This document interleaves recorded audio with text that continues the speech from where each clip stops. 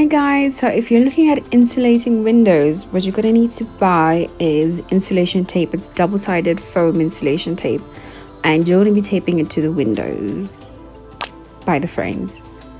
So what you're gonna do is you're gonna peel off the backing of the tape and you're gonna tape it to the window frame where you think air might be leaking into the room by the window. And what I'm going to be doing, I'm going to be taping all around the window because I feel like quite a lot of air is coming in all around, but it's going to differ based on the house you live in, apartment you live in, wherever it is that you're looking to insulate. And that's pretty much what you're going to be doing. You can do this for windows, you can do this for doors. Yeah, that's pretty much it.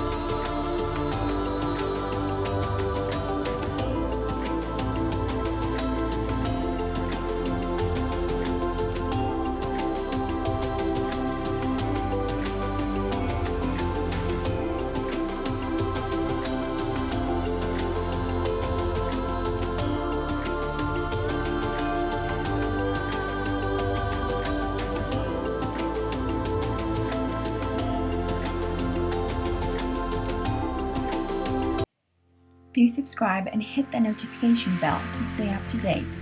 See you soon!